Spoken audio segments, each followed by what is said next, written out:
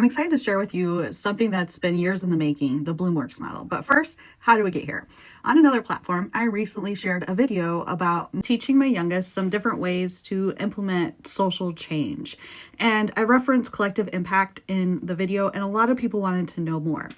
So while I was initially trained with the collective impact model and found success on projects with it, there was also some challenges. So I want to share with you a model that I created that integrates a lot of different frameworks around a shared mission. And thank you for being here as we talk about the Bloomworks model. This is a regenerative system for shared liberation. It's not just another framework or theory, it's a living system designed to help communities, movements, and organizations grow in ways that heal, sustain, and liberate. Too many of us have been doing justice work with inside structures that deplete us. The Bloomworks model is about remembering that justice is soul work and that care, reflection, and community are not side notes. They're foundational. Many of us have felt the weight of systems that reward exhaustion and separation. Traditional models, even the ones designed for good, often rely on competition, hierarchy, or even urgency. We need something new, something that centers care, distributes power, and creates a rhythm of reflection and regeneration. At its heart, Bloomworks is about shared power. It brings together people from all sectors, grassroots leaders, nonprofits, educators, churches, youth, artists, so forth, to work collectively toward liberation. No one does everything, but everyone does something. Folks knowing what their role is, whether it's as an organization or as an individual, allows space for others to do things differently without infighting, but moving towards the collective mission together.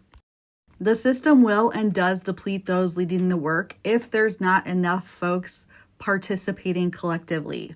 None of us are free until all of us are free. So let's figure out how we can work together to get it done. This model can be customized for any initiative or ongoing strategies. But in addition to what's already been named, foundationally, it's important that youth and lived experience continue to lead the way and that healing centered is foundational. And just for a little bit more context of where I'm coming from, about 15 years ago, I was trained in the collective impact model with some work I was doing in Omaha. I continued to use that at Ottumwa when I worked both for the school district and the community college, seeing some tremendous outcomes. But I also noticed there were some pieces missing. In the model itself, it centers power, and there's no sort of system of support implemented to ensure sustainability of the model itself or the individuals working within the model. Over the course of this period of time, I've also got my master's degree in child, youth, and family studies with a specialized lens in international family studies. From that and my experience working in education, the government, and nonprofit, and reflecting on what current and past practices worked, I realized we needed a model that integrates care, creativity, and healing, not just structure and data. For the record, though, I do love me some good data. But here's a very elementary version of the Bloomworks ecosystem diagram. It is a living ecosystem. Each layer, from the soil to the roots, the stem, the petals, even the sun canopy, represents part of the movement and how it sustains. This is just how my brain works, but I will break it down by each part. We'll start with the shared soil of values, the roots with our foundational practices, the stem that connects reflection to action, and the petals are bloom hubs that represent the work we're focusing on. So first, let's look at the shared soil. Again, I put some things here as ideas, but this is completely customizable by the group. It's just important to name that everything begins here. These are the values that feed and sustain the work. We recognize that capitalistic systems of extraction are at the root of so much harm. So our soil grows from care-based economies and regenerative relationships, ones that sustain people, not profit. The roots are where we see practices and commitments that make the system strong based on lessons we've learned from other movements in the past. For instance, the Black Panther Party taught us about the power of collective care as infrastructure. Ella Baker and the SNCC taught us about decentralized leadership, and so on. Moving up, you see the STEM. This is where we find the alignment team. This is where flow happens, connecting wisdom and grounding values with action and work. Historically, you would call this maybe your leadership team. But I feel there's many versions of leaders throughout this model, so I prefer alignment. This group is really critical in creating infrastructure. Now we move to the hubs reflected in the petals around the flower. Customize this however you want, but ultimately these are your areas of focus, the priorities that you want to organize around. It is, again, critical in this model that those leading each of these hubs have lived experience. I recommend by at least 51%. Each member of the alignment team should also serve on one of these hubs. And ideally, it's just one. Remember, the idea is to ensure everyone has a role and no one gets burnt out by trying to carry too much. Under every hub is going to be work teams or pods. And initially, you may just have one of these that works for all of the different hubs, but as you grow and expand, you should be able to have a work team for each category for each hub. For example, if someone is passionate about immigration and their skills and resources are in outreach and building relationships, they could serve on the outreach team for immigration. You see these reflected in the center of the flower. Again, customized based on what the group sees as most productive. Folks from the hub should also serve and lead these work teams. Organizations as well can be plopped right in here wherever they fit under whatever hub they specialize in. The idea is not to duplicate or recreate something that already exists. It's about alignment. With that, we move to the upper layer, the sun. How we move from where we've been to a rhythm of regeneration is really a cultural shift.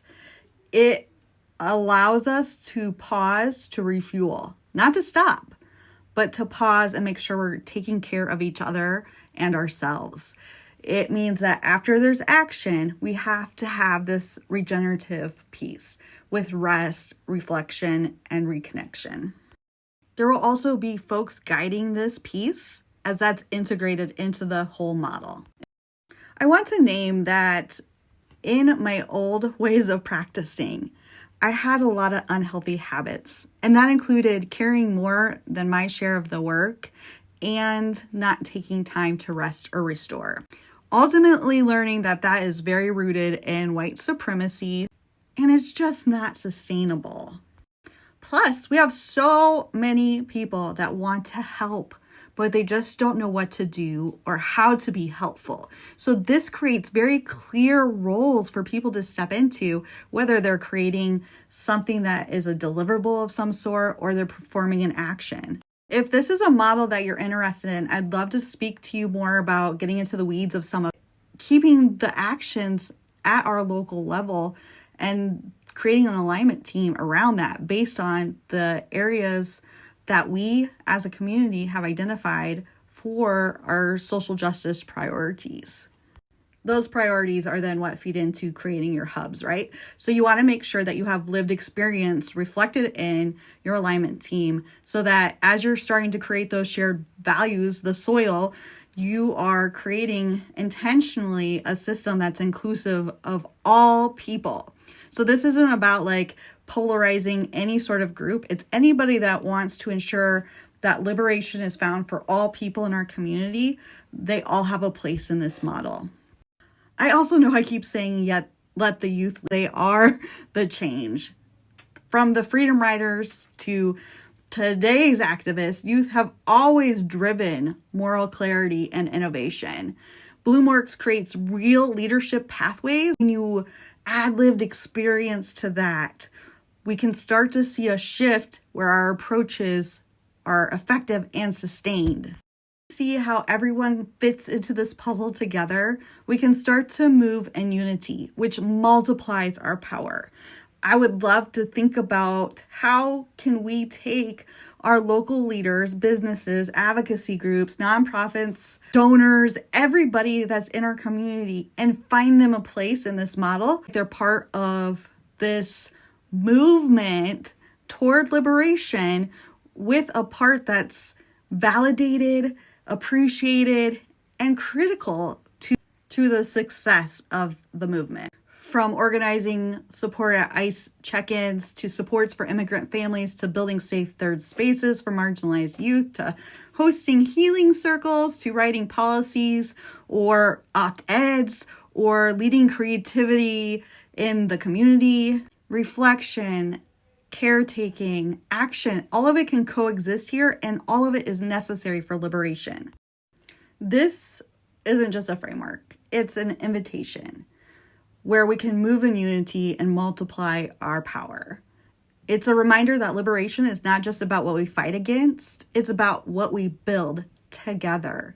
It's a regenerative ecosystem rooted in care, aligned in purpose, and grown through collective action.